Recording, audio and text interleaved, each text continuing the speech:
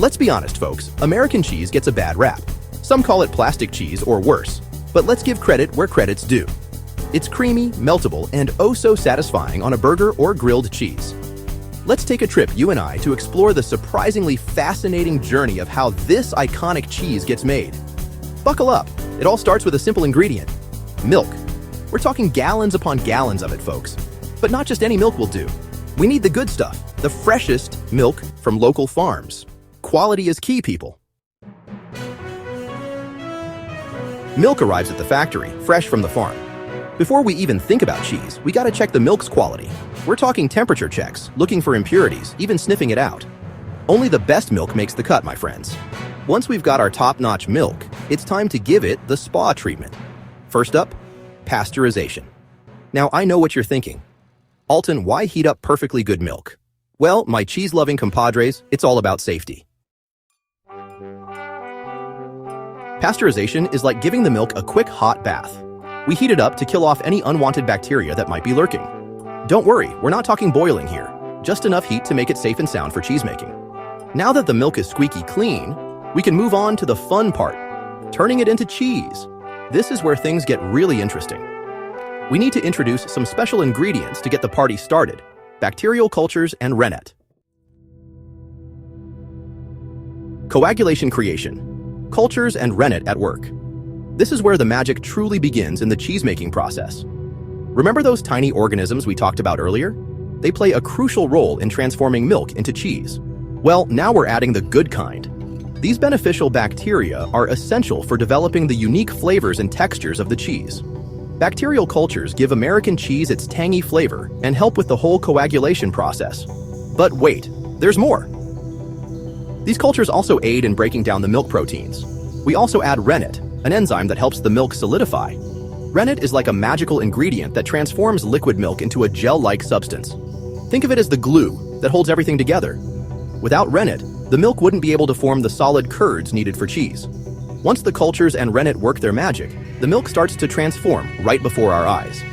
It's a fascinating process to watch. It gets thick and clumpy, almost like yogurt. This thickened milk is the first step towards becoming delicious cheese. This, my friends, is what we call curds.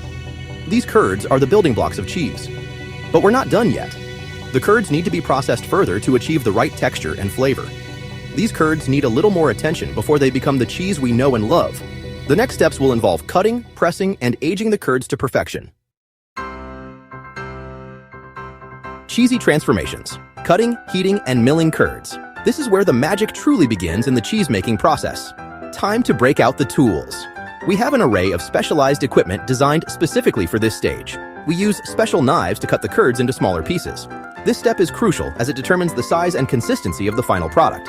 This helps to release excess moisture called whey. Removing the whey is essential for achieving the right texture in the cheese. Then, we crank up the heat and cook those curds low and slow. The gentle heating process is key to developing the cheese's unique characteristics. This helps to develop the texture and flavor of the cheese. The curds transform, becoming more cohesive and flavorful. Once the curds are cooked to perfection, we drain off the remaining whey. This step ensures that the curds are ready for the next phase. What's left is a big pile of cheesy goodness. These curds are now primed for the final touches, but it's not quite ready for its close-up. There's one more important step to go. We need to mill the curds, which basically means breaking them down into smaller, more manageable pieces. This final milling process ensures that the cheese will have the perfect texture and consistency.